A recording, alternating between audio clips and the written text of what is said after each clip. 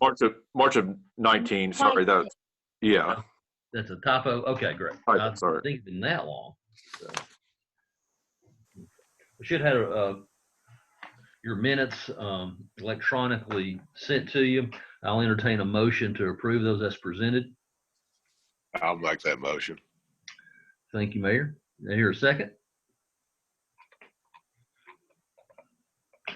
Mayor James, did I hear you second that?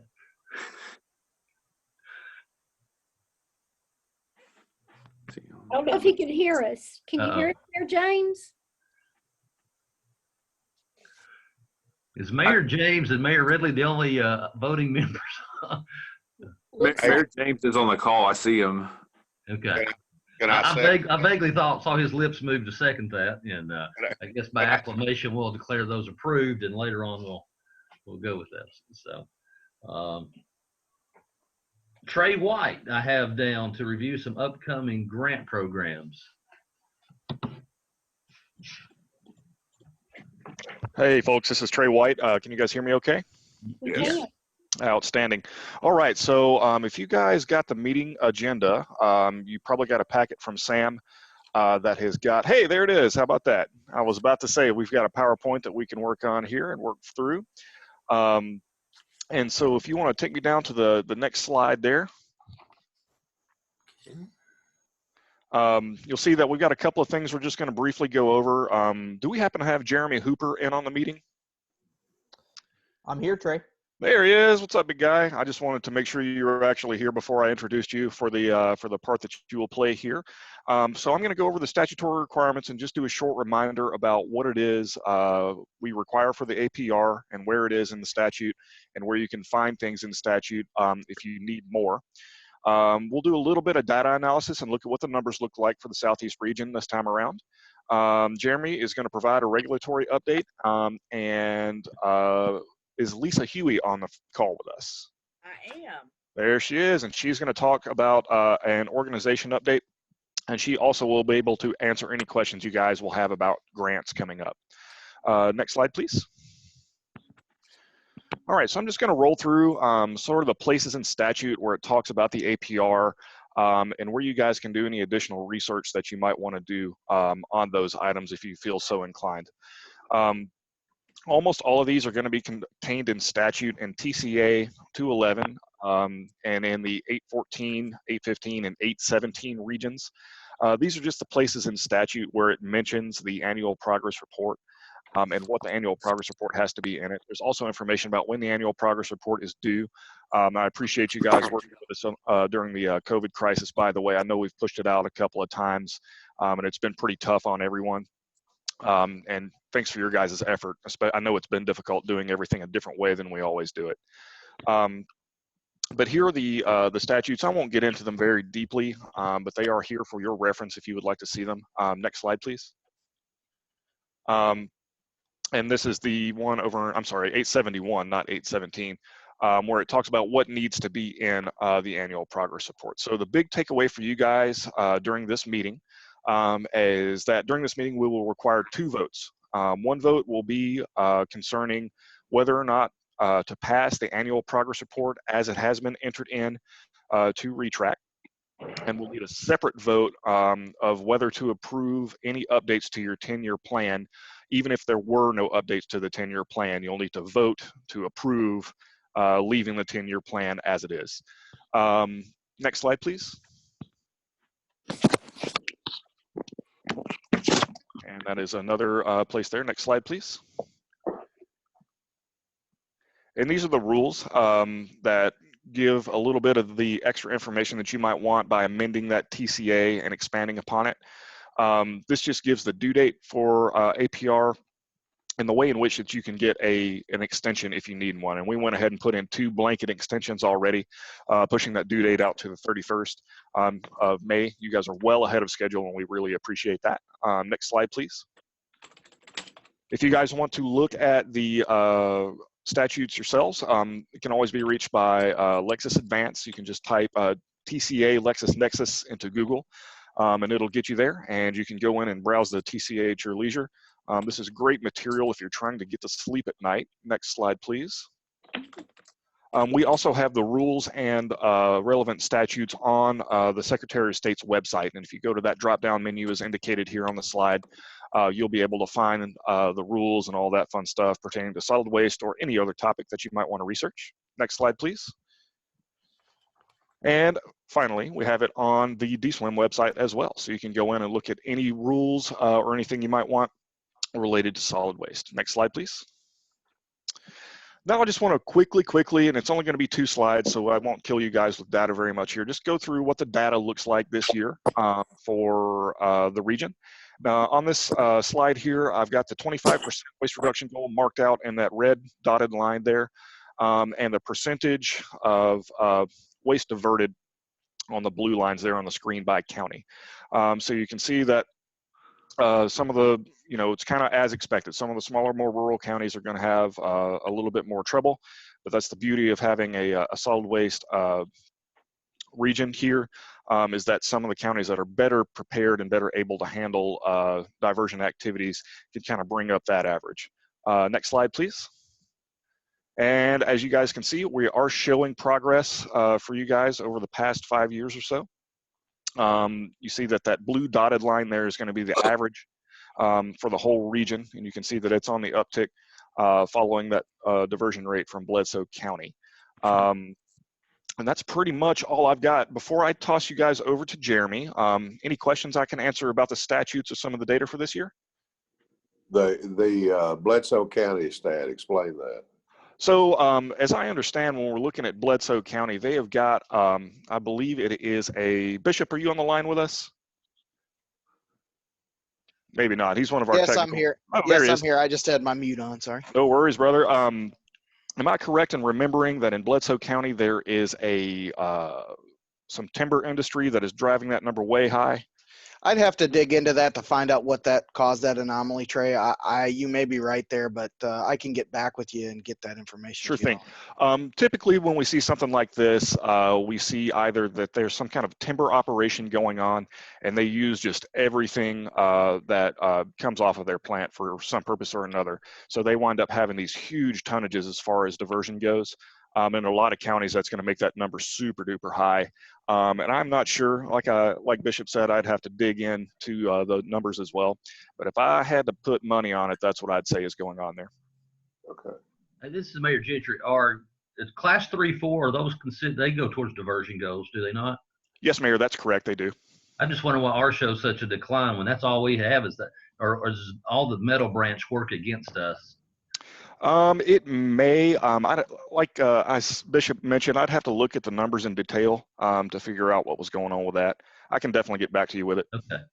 Because we also have Resolute with all the recycle, paper, and it just seems strange that that's that low when we have a lot of industry that does the recycled material. Outstanding. What county did you say you were with, Mayor? McMahon. McMahon? Let me have a look at that, and I'll get back to you on that. All right. Any other questions? Outstanding. All right, Jeremy, it sounds like it's over to you. All right, thanks. Someone pulling up my presentation. All right, thanks. All right, hello everybody. My name is Jeremy Hooper. I'm with the Solid Waste Program in Nashville Central Office, and I was asked to provide an update on our Solid Waste Program regulations. We've had some changes. In December of 2019, a rule package officially went into effect that we had been working on for several years. And so this presentation is will sort of describe those changes. So this presentation was actually put together by our permits manager, Nick Lytle. That's why you see his name at the bottom, but my name and contact information will be at the end. All right, next slide, please. So we thought we'd start with just a quick COVID-19 reminder. If you haven't seen, I suspect you have, there is a guidance document the federal government has put out called the I'm not sure if you pronounce it or you just say the acronym, CISA guidance, which is a tool to help local governments and state governments determine essential workers, and that includes solid waste. So it's gone through several updates. The most recent one was April 17th. So if you've not seen that, it is out there on the web. If you need us to send it to you, we can. But it provides a little bit of guidance regarding essential workers and how to keep them safe. At the time that I put this presentation together, which was when we were previously supposed to meet, there was earlier executive orders from Governor Lee. Those have changed, and I'm sure you are aware of those. But just to remind you, the CDC recommends that any COVID-19 waste be managed just like any other regulated medical waste. So it's no different than any other medical waste. The state of Tennessee regulates medical waste as a special waste. So if, for example, there is an industry, say Stericycle or some other private company that treats your hospital's medical waste, and that is COVID-19, they would follow the same procedures that they normally do. So nothing different in terms of managing that waste. And then I have a bullet point here that just says, consider the impacts to waste management in the area. So I'm sure you guys are well aware of this at this point and have seen how it may have impacted your counties. So I'm not going to go deep into that. Next slide, please. So now into the regulatory changes. We've got about 7, I think it is, that I'll go through real quickly. The first one here is a clarification on permit by rules. So if you are not familiar or do not remember, a permit by rule could be a convenience center, it could be a transfer station, it could be a solid waste processor. And we just added some language to clarify that owners and operators must operate in consistent with what they submitted to us in their application. So historically, we've had some issues. The way the regulations were worded, we couldn't really hold people to what they would apply and tell us they were going to do. So this just clarifies that. It gives us the authority to say, hey, whatever it says that you are going to do per your permit application, that's what you are going to be regulated against. And you know, if something needs to be changed to clarify your application or to make sure that you're consistent with what you want to do, that's an easy fix and something you can work with us on. Next slide, please. Another one is the recovered material processing facilities exemption. So we refer to those as RMPFs. So we have tried to develop a bright line to distinguish between RMPFs and solid waste processing facilities. One is permitted, that being the solid waste processors, and the recovered material processors are not. So we put some language into the rules to better delineate which is which. So if you would go to the next slide, please. This bounces off of that. So RMPFs, recovered material processing facilities, do not require a permit. They are exempt. There are no fees. And just like normal, RMPFs that handle 100 tons or more per year of post-consumer material are required to submit annual reports, as Trey has been talking about. One difference, though, and this will not this does not affect government-run facilities, is a private entity that is a RMPF is potentially required to file financial assurance only if the materials that they have are not, they lack value, right? So say a private entity has a RMPF and they walk away, and then the state of Tennessee is left to manage and clean up that facility. If that material has value, in other words, the value that would be required to bring in an independent third party to clean it up, then financial assurance is not required. If, however, the materials are not all that valuable, then we do require financial assurance. And as you see, the bottom line here, the bottom bullet point, it is not required on municipal or county operations. So that will not affect you. Next slide, please.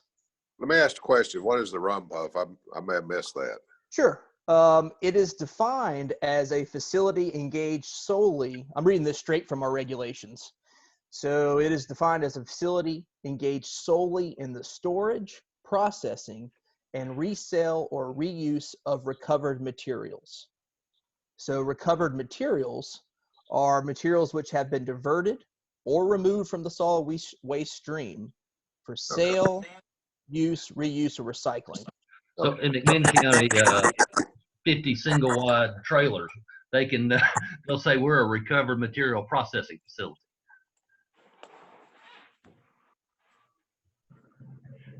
Uh-oh.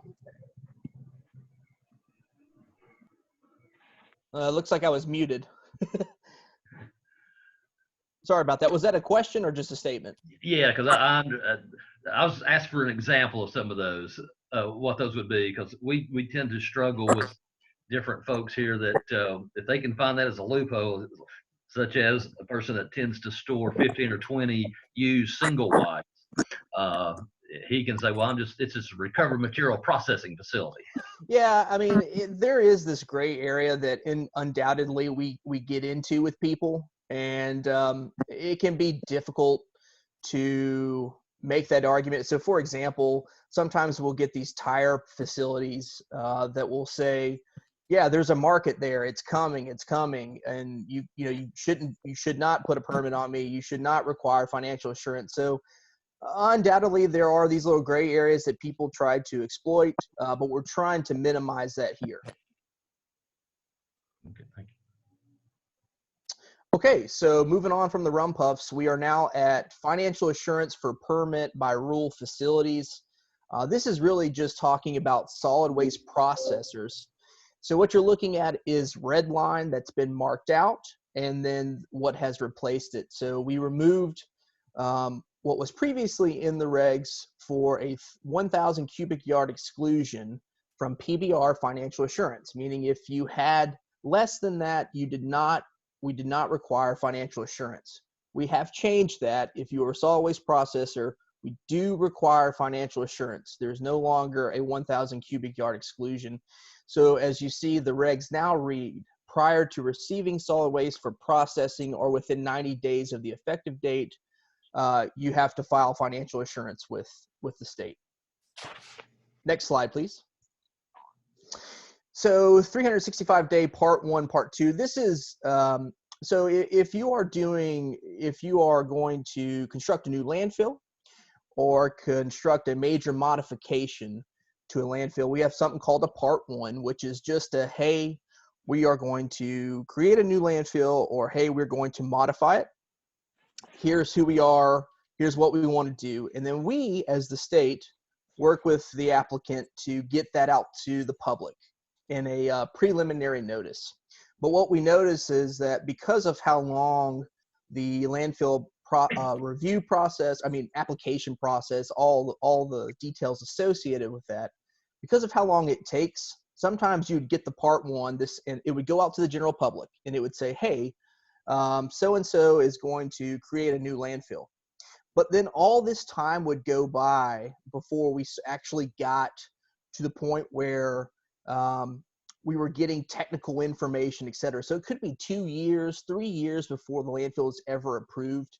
And to keep people aware, we have just changed the the regs that say within a year of submitting your part 1, you have to either submit your technical information, your hydrogeologic report, or engineering plans, or if it's been longer than a year, we're going to resubmit the part 1, which again is just a 1-page application, and it's something that pushes to the general public to remind them that it's going on.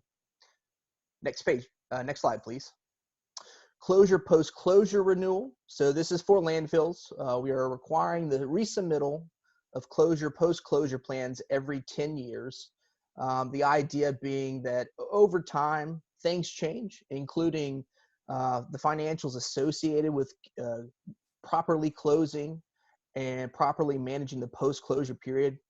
So the idea behind this is to get updated plans because technology changes as well, and to also ensure that we have a good basis for the financial assurance and that everybody's on the same page as when it comes to how much it's actually going to cost to close these landfills. Next slide, please.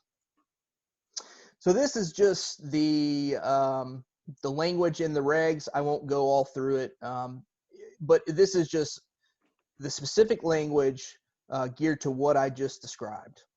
Next slide, please. We also added a new definition. There's no regulatory, it's just a definition. So we added something called long-term custodial care. And as you read there, it is those inspections, maintenance, and other activities necessary to ensure that a Class 1 or Class 2 facility, which has completed post-closure, so you've gone through closure, you've gone through post-closure, you've been certified closed, will not impact human health or the environment. So we're just asking for a narrative.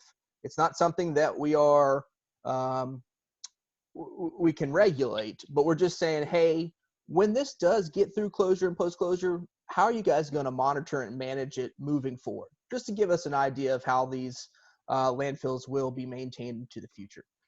Next slide, please. That's just the language. Next slide, please. And an annual, we now have something called the annual engineering report. This is required for Class 1 and Class 2 facilities. It says required every year for all Class 1 and Class 2s, but it's only required every year for Class 1s and every 3 years for Class 2s. And what the engineering report is we're asking for a current survey overlaid on the approved final contours. So the idea behind that bullet point is just to see where are we in the stage of development of the landfill and use of the landfill as it pertains to what we've permitted. It gives us a better idea of how much time and life these landfills have left. It's way more accurate than what we normally would have when calculating the life left. But it also allows us to ensure that all the operations are adhering to the approved permit. So you see some of the specific requirements for Class 1. We require leachate generation report and special waste tonnage report. This is our first time doing this.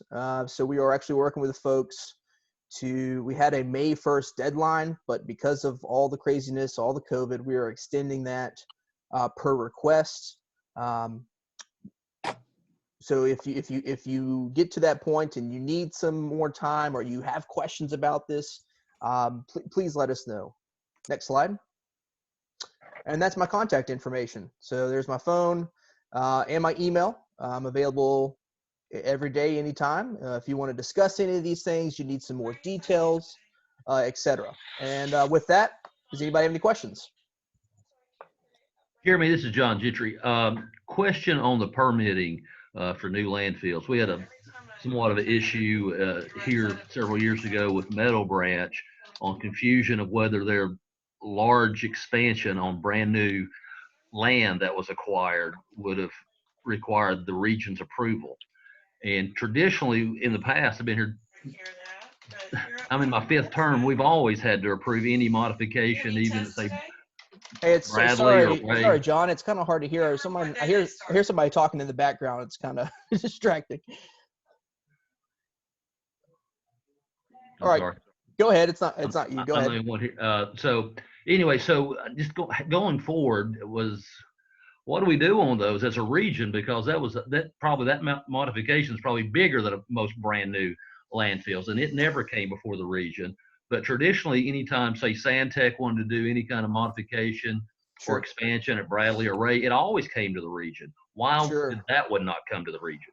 I don't know that one in specific, and I can figure that out for you if you'd like. But moving forward, my recommendation would be to reach out to us, and then we would have to work with our Office of General Counsel to see if that does fall under that authority and why not. I'm not sure off the top of my head why it would not go through you all for approval. I would have to look at the language and then ask for some historical guidance on why they did that. But I can get that information to you, no problem. Well, I'll be honest with you. We asked, and they said, well, it's grandfathered. And we didn't understand that because the other ones should have been grandfathered as well, because those county landfills were there longer than this one. Sure. And so anyway, but it puts us in a predicament because in the past, the region has denied expansions. Sure. And so anyway, that's a different topic for a different time. Just put that on your radar. Yeah, thanks for bringing that up. I appreciate that. I'll definitely look into that. Anybody else? Yeah, Trey, this is Beth Jones. I guess probably what might be helpful is, and I see with regard to new landfills that you all get a notification and you start pushing it out to the public. It seems like to me that perhaps when you all get that notification, it should be maybe a matter of courtesy that you would let the Regional Solid Waste Board know that that's on the horizon. Sure. So, an easy way to take care of that is we have a solid waste email list. So whenever there's a new modification anywhere across the state, that information is sent out to that email list. So if you're not on that, that's how we should take care of that. And to do that, if you just want to send me an email requesting that you're on that list, I can get that done. Okay. Anybody else? Can we make sure those counties that have adopted the Jackson law are also on that list? Yeah, that's what I was thinking, Mayor, as well. Absolutely. Absolutely. You know, 2 or 3 years notification to a county government that's still in the solid waste business could be valuable information to them. Their plan may need to pivot as a result of what may be on the horizon. Sure, no problem. Yeah, we can get all you all on the email list, no problem. All right, unless there's any other questions, I am done. Thank you.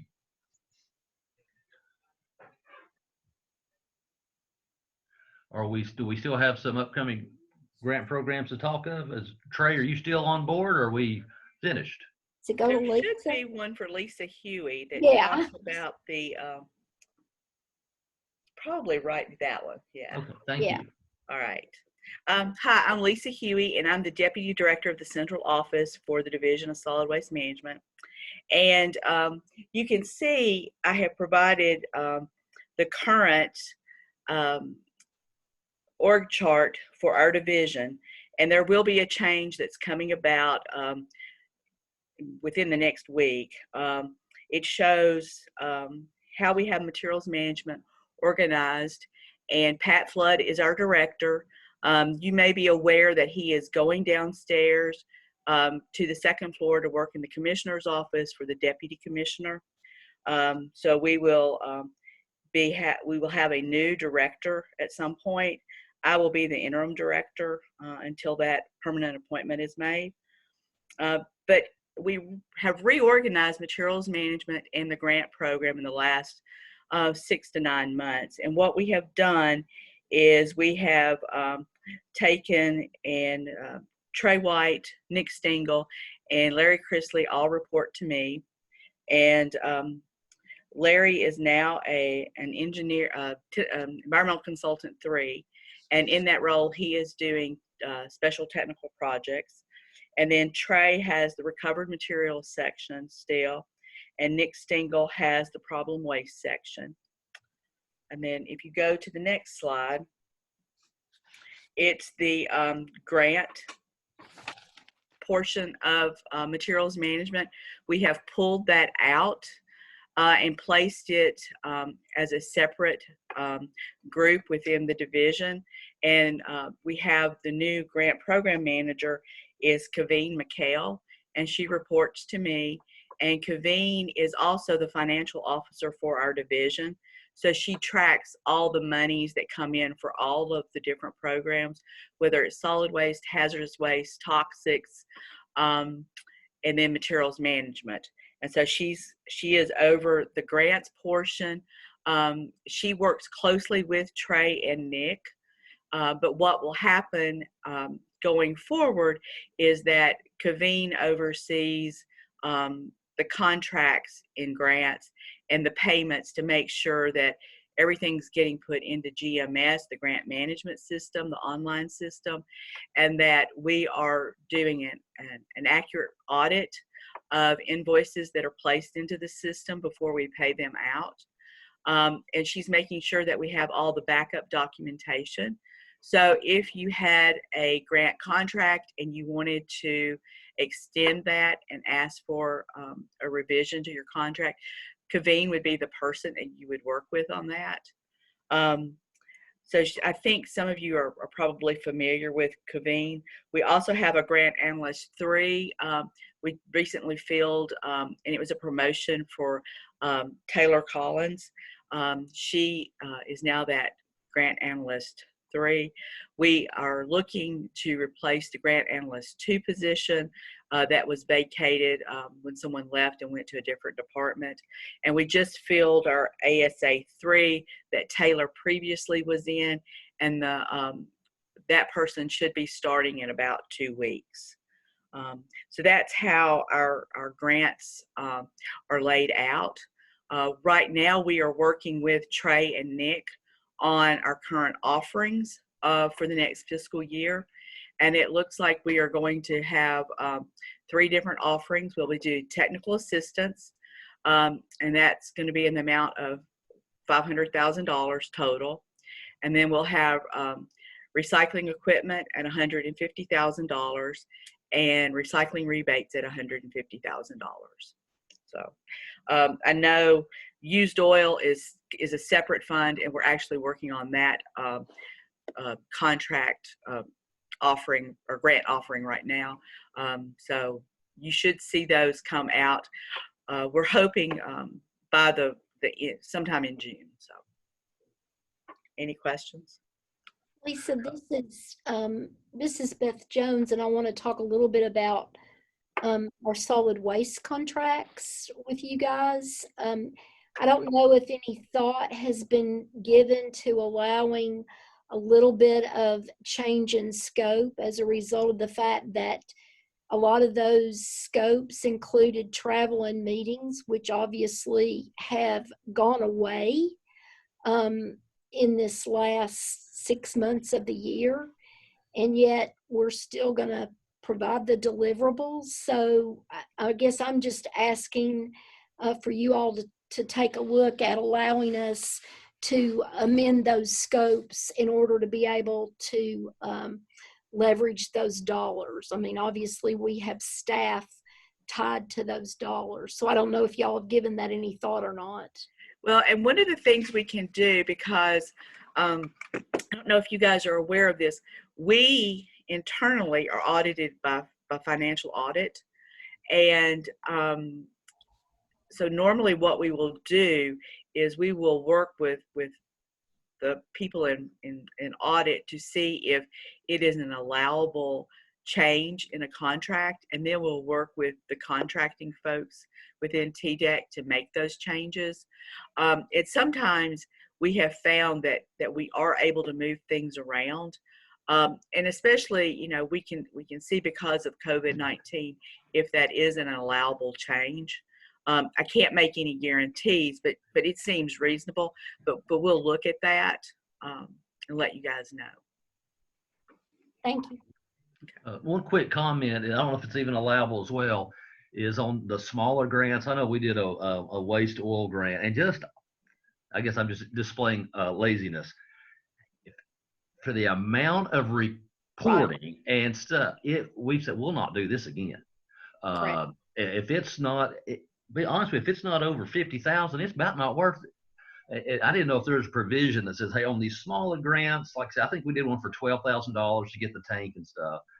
Is there some kind of provision that said it's just not that same level of documentation and things for the smaller grant amount?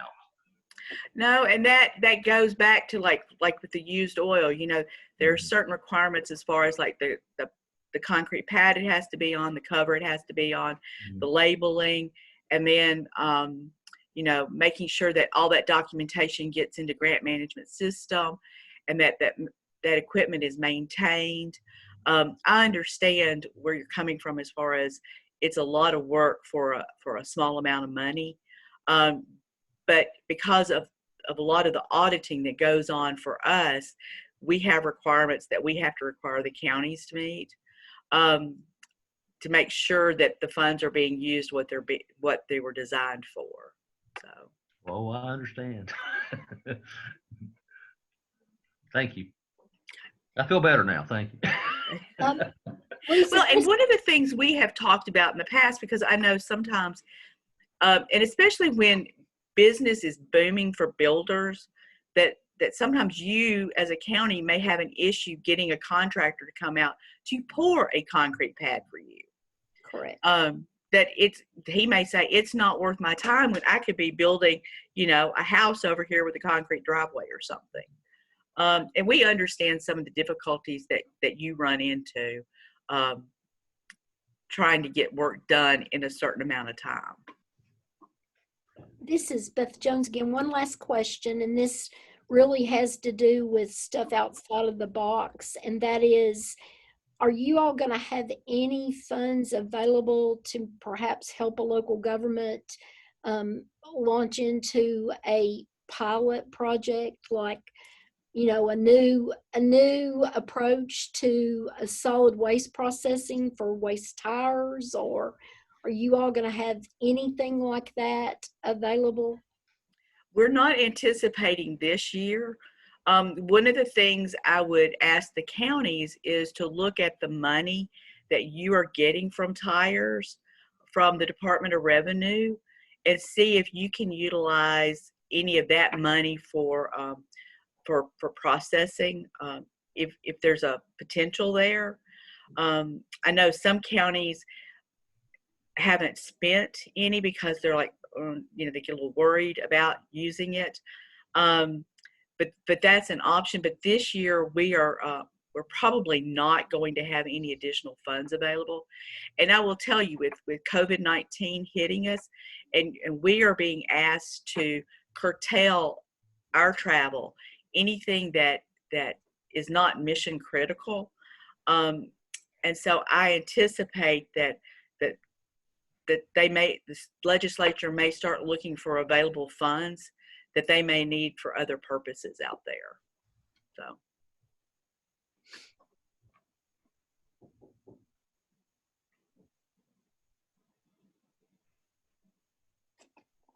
And I know this is making a big hit on counties as far as tax revenue, everything that's going on right now. Because I live in Davidson County, and they're talking about a 20% property tax increase, and it couldn't come at a worse time. So, Absolutely. Thank you.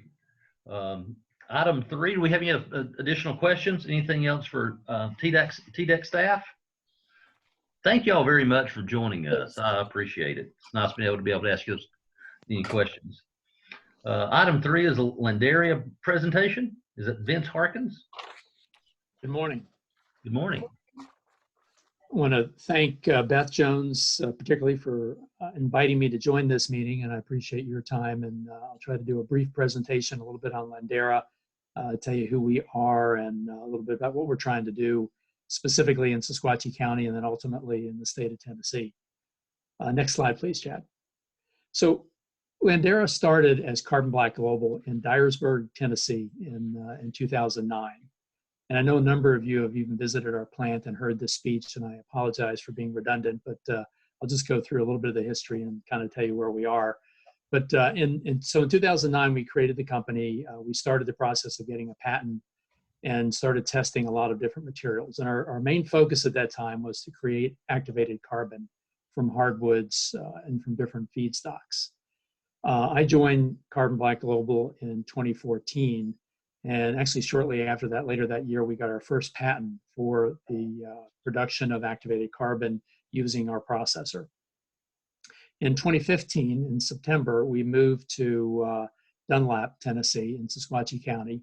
We purchased a piece of land and an existing factory and set up our R&D center in that facility in September, starting in September, primarily in 2016. And then since then, we've been working vigorously on a lot of different channels. And we did all kinds of testing on producing activated carbon for a number of vendors. We had the opportunity to deal with Georgia Pacific and Dow Corning to work on some of their feedstock materials. And it was great R&D work for us and an opportunity to try to sell systems to them. We also started looking at MSW as how that would process in our equipment. Started working with TDEC, and once we received proper permits, we did some additional testing on MSW.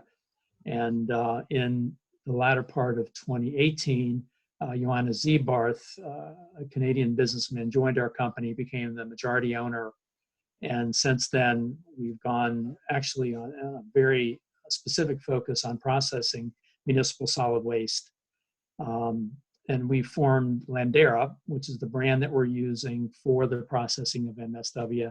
And we're in the process of looking at a couple of different opportunities. Next slide, please. So a lot of this, of course, you know, landfills are filling up.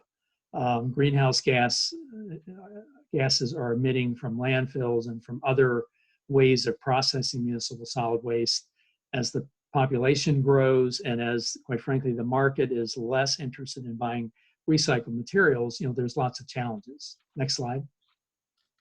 So there's obviously a lot of waste coming from the whole country. Statistically, you know, we found one statistic that said the average North American produces 0.8 of a ton of waste per year, and landfills are filling up all over the country.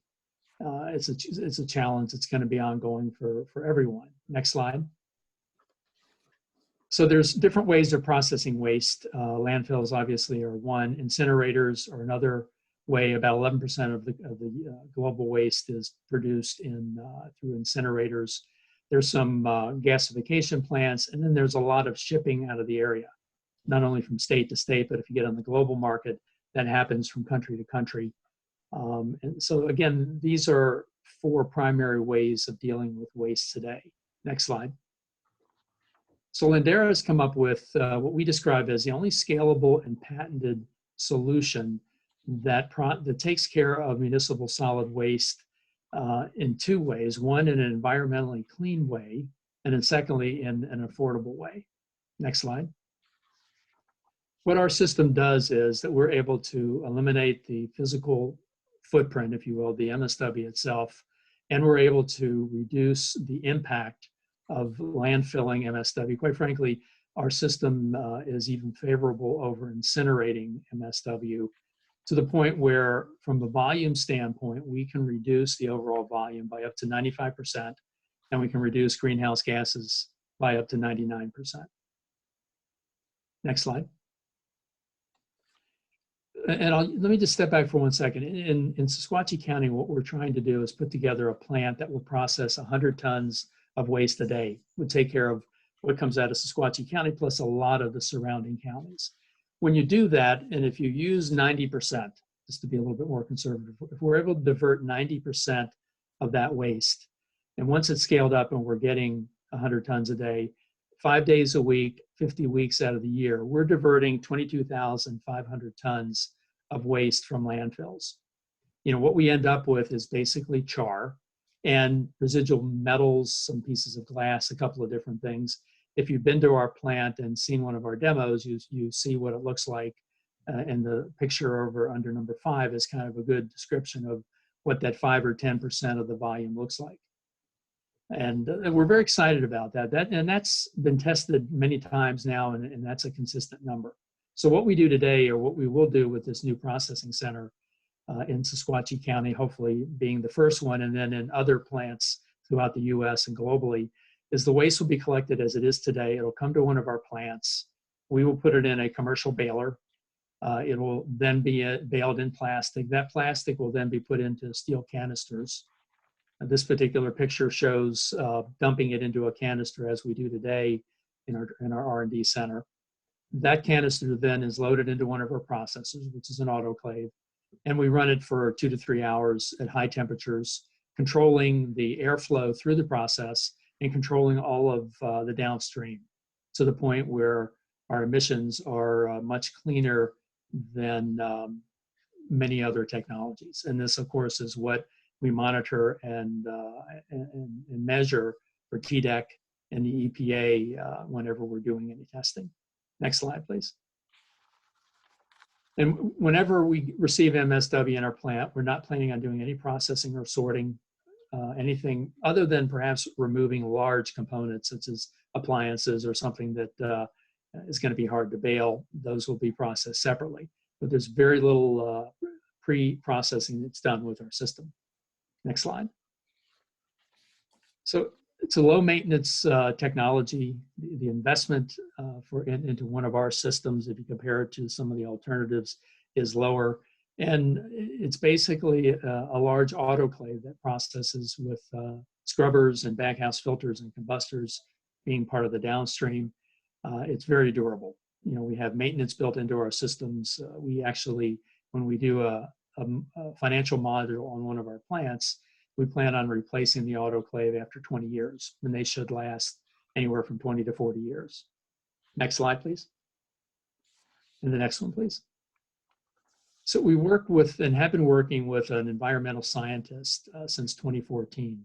Dr. Krajzanowski has been involved with our technology, has helped us, you know, develop our air permits with TDEC, working with the EPA.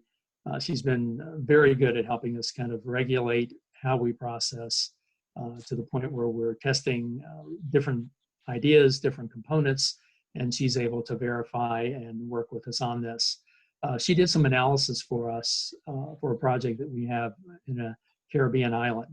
And we've actually submitted this data to the UN Committee on Climate Control. And basically, we calculated by using one of our systems in one of these remote islands. And this island would be processing a little bit more than what we talked about in Sequatchie County. This would be closer to a 400 or 500 ton a day plant. But by not putting that volume in a landfill, you would end up removing 62,000 tons of CO2, greenhouse gases annually, but again, by not putting it into a landfill and using it in one of our processors. So the up to 99% reduction in greenhouse gases that we use is a doable number that we've seen work consistently. Next slide. This is an example of a graph that we've showed many times that kind of compares landfilling to more of incineration or some kind of a combustion process, and then compared to what Landera does. And we refer to our technology as decomposition of the materials.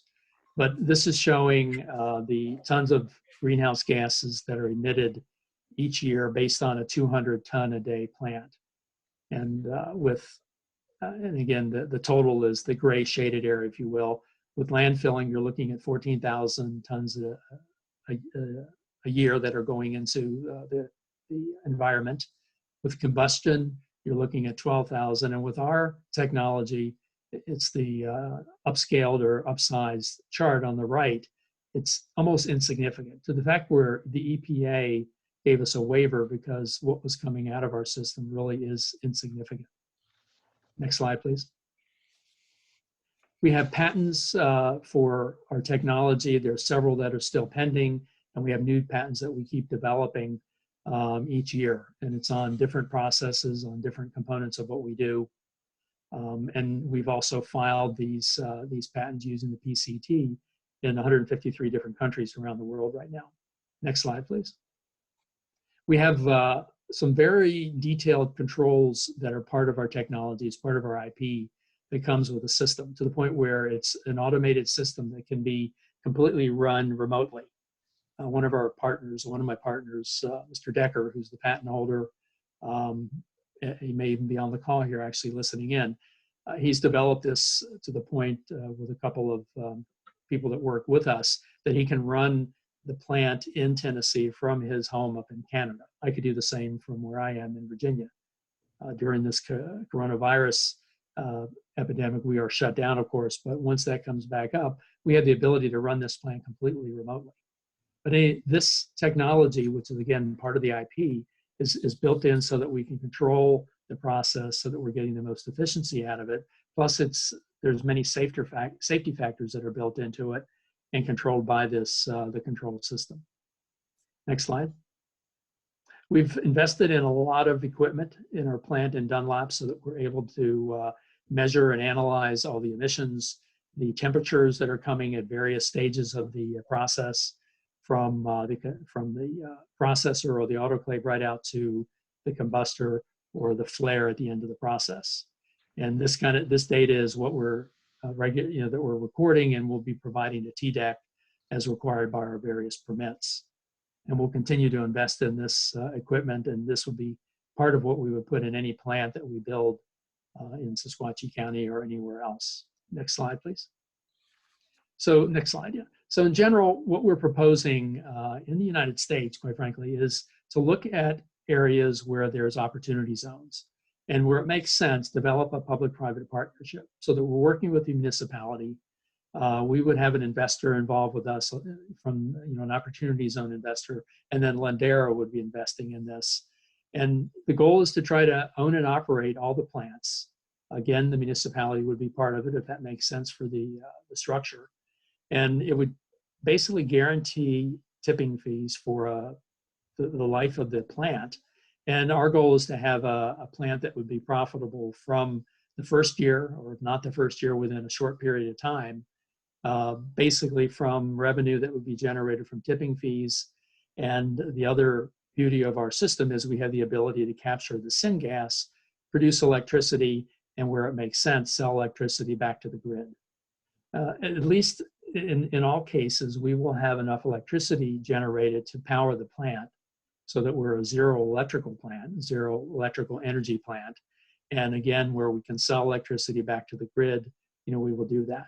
We will be defined as a source of renewable energy for regulatory agencies or for suppliers such as TVA or whomever that's looking for a source of renewable energy. So the revenue of a plant, again, comes from tipping fees and then ultimately selling electricity. Next slide, please. So we design our plants based on how much volume a particular area has.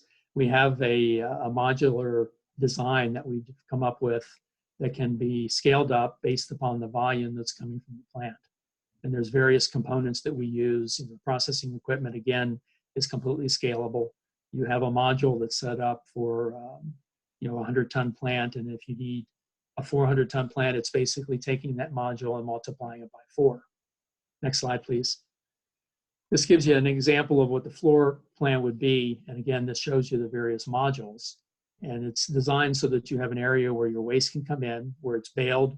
Those bales can be stored, and then it's basically processed over a 24-hour period, or you can do it over less time, depending upon what the actual model tells you. But ideally, a 400-ton plant would be operating 24/7. You'd be producing electricity, and you'd be eliminating 95% of that volume on a daily basis. The next slide shows what a plant will look like. Again, this is a 400-ton plant, but the plant that we hope to build in Sequatchie County will look very close to this, just be a little bit smaller with the ability to increase the size as we need to. Next slide. So in each case, we will operate the plant in the most efficient way that we can. The operating hours will be developed and decided based upon what the plant needs and the volumes. The budget is set up based on doing annual repairs and maintenance. We'll have a financial model that takes care of replacing every component over the life of the plant, and the labor requirements will be designed and developed based upon what local codes require and what the plant needs. Next slide. So, again, we want to generate clean, renewable energy, and all of our models, again, are conservative, but we base all of our calculations on being able to produce 1.8 megawatts of electricity for every 100 tons of power that we process. And right now, our models are based on our operating cost at 7.5 to 8 cents per kilowatt hour based on a 100-ton plant. Next slide. So this next couple of slides shows the team. Joanna Zebarth, who's our CEO and president, myself, Graham Bird is our chief development officer.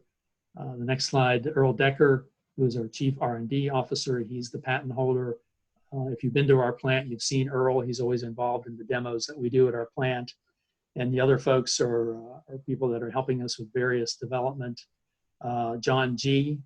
is involved with the project that I talked about internationally and has been in the waste management system for some time. Next slide. we have a lot of people that are behind us from a tax perspective, the finance side, engineering. We use an engineering group, Moffitt Loftus, who are located in Tennessee, not too far from where we are. Our attorney is in Memphis, and we've got a lot of people that we use from Tennessee as well as other parts of the U.S. Chattanooga is where our accountant is. We've always been involved with our operation out of Dunlop, and our goal is to try to develop even more and more from that facility. Next slide. So a couple of things just in closing. What we're focused on is trying to use our technology to improve the environment, to try to stop landfilling waste, to stop putting greenhouse gases into the environment. And we're trying to use whatever resources we can. Beth was asking questions earlier about TDEX grants, and I had a conversation with Taylor, I guess a few months ago, talking about what may be available as we look at this plant initially in Sequatchie County, and then hopefully ultimately maybe in Nashville or other places in Tennessee. So we'll try to use whatever resources are available to help make this plant work. Keith Cartwright from Sequatchie County has been very supportive with us since we moved there in 2015, along with the city of Dunlop and so many people. I've met with a lot of you mayors, so you know a little bit about us. And as soon as we get through this coronavirus time, we hope to be back operational and going after this even further. Next slide, please.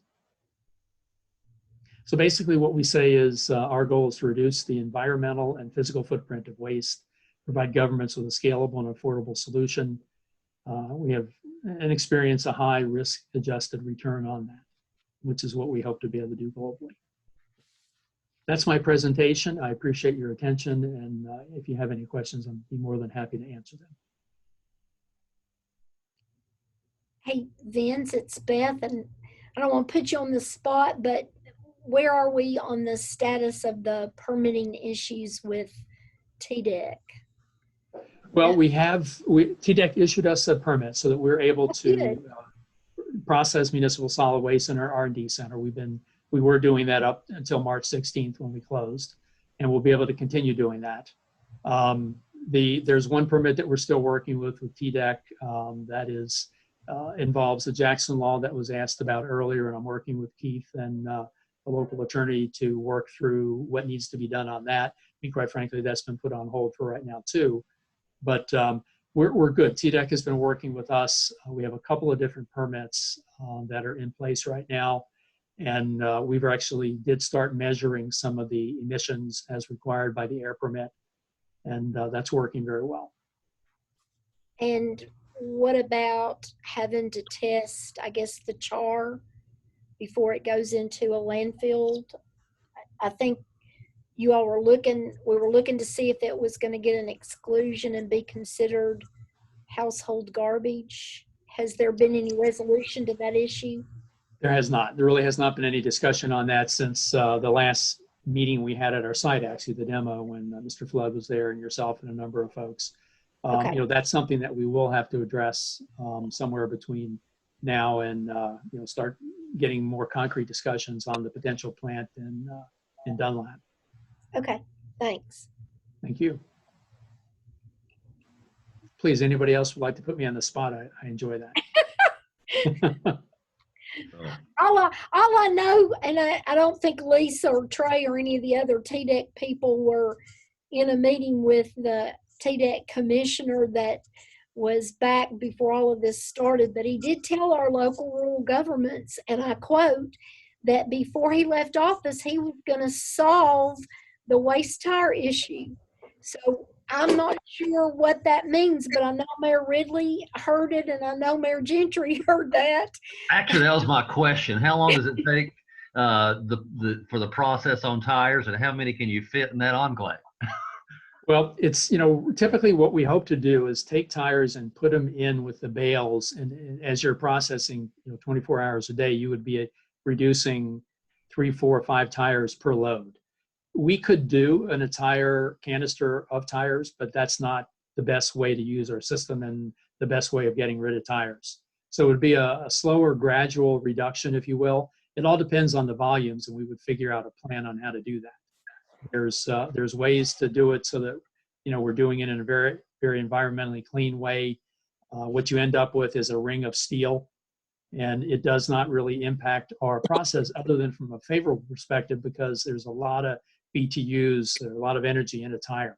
So it actually helps with the system, from the timing standpoint, and the energy that's created from that, which is the syngas and the heat, which ultimately helps the process and produces electricity if we want to do that. So we like tires. We'd like to supply you with tires. Amen. Yes. The Anything facility else? in Sequatchie County, I've not been there. It's accepting waste now, or is it just kind of on an on-call demonstration status? It is strictly an R&D center. We're just using small amounts of waste that comes from Sequatchie County and using it for testing only. We're located up on Fredonia Mountain, kind of back off of Barbaro Road. So we're in somewhat of a residential area. So we're very limited testing, but so it would never be set up to process municipal solid waste or anything in a production standpoint. But it does allow us. We have 2 processors that are operational, and allows us to demonstrate what we can do, and allows us to do the emissions and material testing that we've needed to do over the last 4 years now. But you're welcome to come by once we're operational. We'd love to show it to you. Supposedly there's warehouses full of hemp and switchgrass around here that might work well. Yeah, it's interesting. We actually did some testing with similar materials, and what we were able to produce was a fairly high grade activated carbon from that. So it's interesting what you can get from biomass like that, such as that. Any other questions? I know we're past the noon hour, and I've got another Zoom meeting. I'm 10 minutes trying to do both. So Thanks for your time. I appreciate it. thank you. Annual progress report. Garrett Haynes. Yes. So my name is Garrett Haynes. I'm the solid waste coordinator for the development district. I'll keep this pretty quick. So I'll just go over the diversion rates. Ultimately, we've exceeded the 25% reduction rate with approximately 44%. And I'll just break it down by the county level. So starting with Bledsoe County, we're at 6% diversion rate. Bradley is 77%. Grundy County is 3%. Hamilton is 21%. Marion County is 7%. McMinn is 26%. Meigs and Polk County are both at 3%. Ray County is at 17%. And Sequatchie County is at 23%. So in all, the region as a total is at 44% diversion rate. And this comes to the board in form of a motion for approval. I'll make that motion, Greg Ridley. Thank you, Mayor. Second. Mayor James, are you with us? He was. He's on, I see his name on here. Okay. Yes, yeah. I think we've also got I think Justin Holland is on the call as well. That's a board member. But I think he's got his video and microphone off. Yes, I'm trying to unmute all these things. Oh, sorry. There he is. Right. Oh, would you second that motion, sir? Yes. Well, actually, it came as form of a motion, so we're good. All those in favor, raise your hand. Motion passed unanimously. Any opposed? Hearing none, motion passed. Thank you. I found that's how you get things passed on these Zoom meetings. You ask everybody just to turn the video off and then ask for a show of hands. Was there some other vote that Trey said we were supposed to take relative to a 10-year plan or modifications? Hey, Same. this is Trey. Yes. Yeah. The way that it's written in TCA, so the 10-year plan and the annual progress report, as far as the data goes, are all in the same form in there in the APR. So basically, we just need a vote also to approve any updates to the 10-year plan, even if there were no updates to the 10-year plan, just a vote that'll approve that there were no updates necessary at this time. I'll Because make they're that. two different sign-offs in the your thing. I'll make that motion, Greg Ridley. Thank you, Mayor. Second. I can second Justin Holland. Thank you, Justin. Do we have any changes to the 10-year plan? No, sir, we don't. Okay, thank you. All those in favor say aye. Aye. Any opposed? Aye. Hearing none, motion passed. Thank you. On the previous, Garrett, I saw you said McMinn, this is just point of clarification, McMinn County at 26%, but I think earlier in our meeting, we saw something, a chart that was much lower, or were those two different references?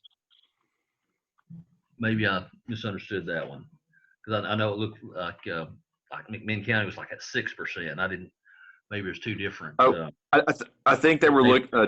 TDEC was looking at 2018 numbers because that's the latest that they have like verified in their system, and then what we're sharing is 2019 numbers that are just being voted on and that will be formally inputted into the retract system. All right, thank you. Hey, this is Trey. That's correct. What Sam is saying. We were just taking a look at last year's numbers for reference purposes. All right, thank you. I don't know why I should have caught that last year. Any other business before the board? If not, I appreciate everyone's attendance, and it was very good information, and I guess we'll be hearing more from Landera in the future, what their plans are. It looks like exciting technology. I tell folks all the time, I said, don't get too overly concerned about the landfills. I think that in the future they'll be mined. That'll be the new mining site. They'll go and turn that into energy. So looks like the technology will be there in our children's time. So thank you very much. Thank y'all. See ya. Anything else from staff? That's not from my end. All right, well, everyone stay safe. Thank you. You too. Thank you, guys. Take care.